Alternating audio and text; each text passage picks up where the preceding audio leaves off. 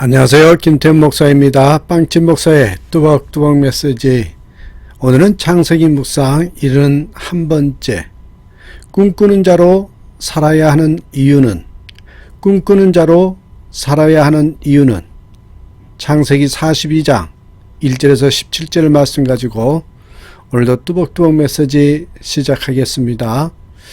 요셉을 포함한 11 형제들은 똑같이 양치기 야곱의 아들로 태어나 한 집안에서 어린 시절을 보냈지요.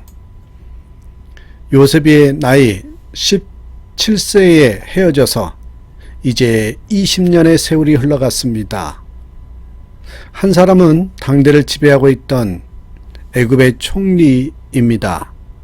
그런데 다른 10 형제는 여전히 양치기로 살아갔지요. 이들의 차이는 환경적인 차이나 신분의 차이보다는 엄청나게 큰 차이가 있었습니다. 자, 결론적으로 무엇이 이들로 하여금 이토록 큰 차이가 나게 만들었을까요? 바로 꿈의 차이입니다. 꿈의 차이가 인생의 차이를 만든 것입니다. 요셉과 형제들, 그들은 똑같이 문제 많은 콩가루 집안에서 태어났지요. 거기서 자랐습니다. 그러나 요셉은 꿈을 꾸었습니다. 고난과 시련의 험산 계곡을 지나며 자신을 다듬어 왔습니다. 그러나 10명의 형제들은 요셉의 꿈을 시기하고 원망만 했지요. 그들은 아버지 야곱과 요셉을 향해 악한 계획을 세우고 거침없이 악을 행했습니다. 그리고 20년 만에 만나보니 하늘과 땅만큼이나 큰 차이가 있었습니다. 요셉, 그는 꿈의 사람이었습니다. 그러나 형들은 남의 꿈을 찢고 싶었던 사람들이죠. 20년 만에 만나보니 찢은 것은 요셉의 꿈이 아니었습니다. 찢겨진 것은 요셉의 채색옷이 아니었습니다. 형들 자신의 인생을 찢은 것이었고요. 자기 믿음과 자신의 꿈을 찢은 것이었습니다. 인생에 가장 큰 영향을 미친 것이 있다면 그것은 내가 하나님 안에서 어떤 비전을 가지고 살아가느냐, 얼마만큼 행복한 꿈을 간직하고 살아가느냐 하는 것입니다. 저는 분명히 말씀드리고 싶습니다.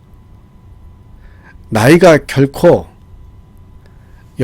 어른이다, 아이다, 노인이다, 저는 그렇게 구별하고 싶지 않습니다. 분명히 아셔야 되지만 꿈이 없으면 젊은이라도 노인인 거고요. 노인일지라도 꿈을 가지고 있다면 저는 젊은 사람이라고 그렇게 말을 합니다. 그 꿈이 인생의 방향과 크기를 결정하고 있기 때문입니다. 좋은 꿈은 자기 자신이라는 담을 넘어서 자기 가족과 자식들에게도 영향을 미치게 됩니다.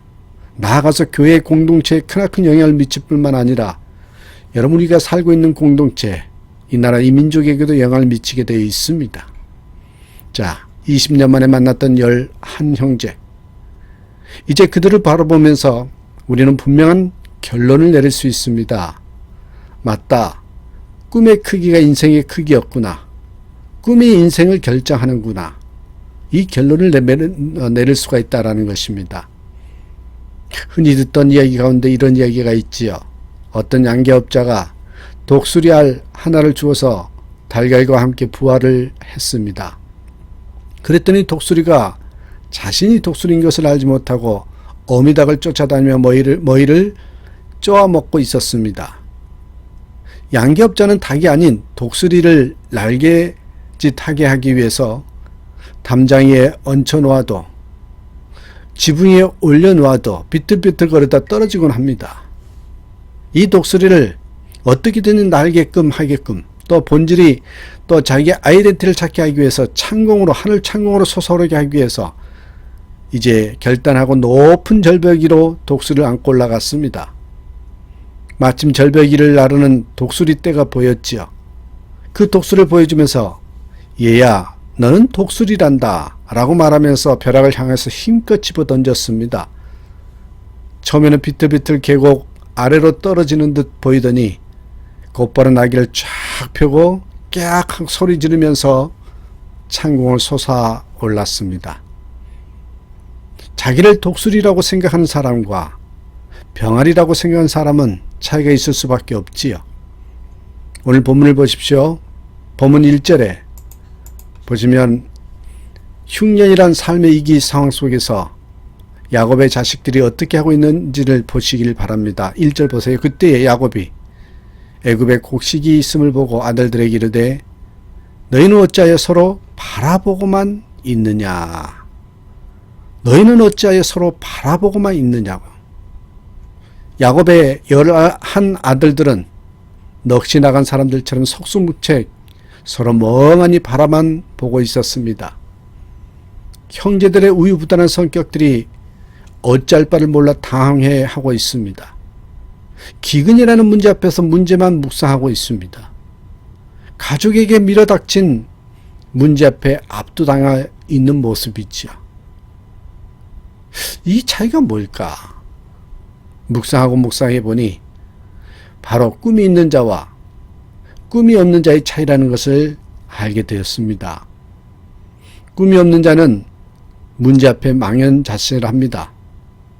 문제 앞에서 그저 그 문제만을 바라볼 뿐입니다. 그러나 꿈이 있는 자는 여러분 문제만을 보지 않습니다. 문제 너머에 있는 하나님의 구원의 계획을 기대한다는 거죠. 그 문제 속에서 역사하실 하나님의 섭리를 기대합니다. 이 기근 속에 이미 하나님의 놀라운 계획이 숨어 있음을 요셉을 통해 보여주었습니다. 그 가족에게 꿈을 주었습니다. 곡식 문제로 큰일을 행하실 것을, 흩어진 가족이 만나게 될 것을, 애굽으로 들어가 이스라엘 나라를 건국하게 될 것을 이미 하나님은 보여주셨습니다. 이것이 알 길이 없었던 야곱과 10 형제들은 마치 병아리 새끼들처럼 아버지 그늘에서 웅크리고 앉아 있었던 거죠.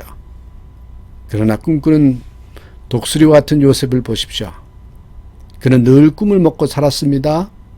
하나님의 말씀이 다가오면 그것을 내 꿈으로 붙들었습니다. 소홀하게 여기지 않냐고 기도로 꿈을 이 꿈에다가 기도를 통해서 걸음을 주고 물을 주고 비료를 주었습니다. 기도로요. 요셉에게 있어서 문제는 언제나 또 다른 기회가 되었지요. 과거를 부둥켜 안고 눈물을 흘리고 원망하고 원수를 묵상하고 분노를 품고 살지 않았습니다. 여러분 기억하십시오. 이것이 바로 꿈이 있는 자와 꿈이 없는 자의 차이입니다. 비록 야곱은 먹을 양식을 구하기 위해서 자식들을 애굽으로 내쫓았지만 그러나 거기에는 그들을 구원하고자 하시는 하나님의 깊은 계획이 있었습니다. 하나님은 지금 기근을 통해서 요셉의 형들을 요셉 앞으로 인도하고 있습니다. 6절을 보십시오. 꿈대로 이루어지는 모습, 요셉 앞에 나온 형들의 행동을 이렇게 증언하고 있습니다. 요셉의 형들이 그 앞에서 땅에 엎드려 절하매. 그들은 별 생각 없이 큰 권력을 가진 애굽의 총리에게 왔으니 땅에 엎드려 절하겠다고 생각했을 것입니다. 그러나 오늘 본문 9절 말씀에서도 요셉이 형들을 알아보고 옛날의 꿈을 생각했다고 기록하고 있습니다. 요셉은 총리로 지명받고 그 향연이 계속되고 있을 때에 이제 꿈이 이루어졌구나 하고 부귀영화에 도취되어 있지 않았습니다. 그는 나라를 살피기 위해서 안락의 자리를 박차고 일어납니다. 총리가 되는 것이 꿈의 전부가 아니었기 때문이지요. 성공이 인생의 목적이 아니었기 때문에 그렇습니다. 사랑하는 여러분, 나에게 똑똑한 머리를 주셨습니까? 나에게 성공을 주셨습니까? 건강을 주셨습니까? 물질을 주셨습니까? 여러분, 그것을 주신 이유가 분명히 있다는 것입니다. 잘 섬기도록 하기 위해서. 나라와 세상을 살리는 것이 목적임을 알아야 합니다. 요셉은 자신이 살아온 목적과 이유를 알고 있었습니다. 그렇습니다. 여러분, 하나님께서 나에게 성공과 권력을 움켜쥐라고 준 것이 아닙니다. 손을 펴고 나누고 섬기라고 주신 것입니다. 권력은 움켜쥐면 주먹이 되고 힘이 되어 사람을 다치게 하지요. 그러나 주먹을 펴면 사랑의 보자기가 되어서 아픈 사람을 감쌀 수 있는 것입니다. 성공은 높은 데 올라가는 것이 아닙니다. 높은 자리를 포기하지 않으면서도요, 낮은 데로 내려가는 것임을 요셉은 알았지요. 요셉이 꿈을 붙들고 살아온 것 같지만 사실은 여러분, 꿈이 요셉을 붙들어 주었던 것입니다. 우리가요, 하나님의 말씀을 붙잡고 사는 것 같지만요, 사실은 하나님이 나를 붙잡아 주십니다. 내가 기도를 붙들고 살면 내가 기도를 붙잡을 줄 알았는데 기도가 나를 붙잡아 준단 말입니다.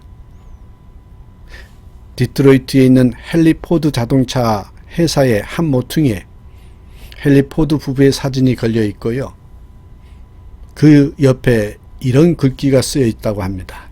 제가 옆에 빨간 걸로 써놨습니다. 남편 포드는 믿음으로 꿈꾸는 자이고 아내는 믿음으로 기도하는 사람이었다. 한번 그림을 그려보십시오. 얼마나 아름다운 모습입니까? 믿음의 사람은 자기의 꿈을 현실로 바꿀 수 있는 능력이 있습니다. 믿음으로 그 꿈을 늘 바라보며 힘을 잃지 않고 믿음으로 그 꿈이 이루어지기를 기대하며 기도하는 사람이기 때문에 그렇습니다. 여러분, 진짜로 예수를 믿으면요, 꿈이 시작됩니다. 하나님은 우리들 안에서 행하시는 분이십니다. 하나님은 우리 안에 꿈, 다시 말해 거룩한 소원을 가져다 주신단 말입니다. 그리고 우리가 하나님을 사랑하며 하나님을 위해서 거룩하고 이대한 꿈을 품기 시작할 때 하나님은 일하십니다. 그래서 여러분께 부탁드립니다. 주 안에서 꿈꾸는 자로 살아가는 저와 여러분 되시기를 주님의 이름으로 축복합니다. 감사합니다.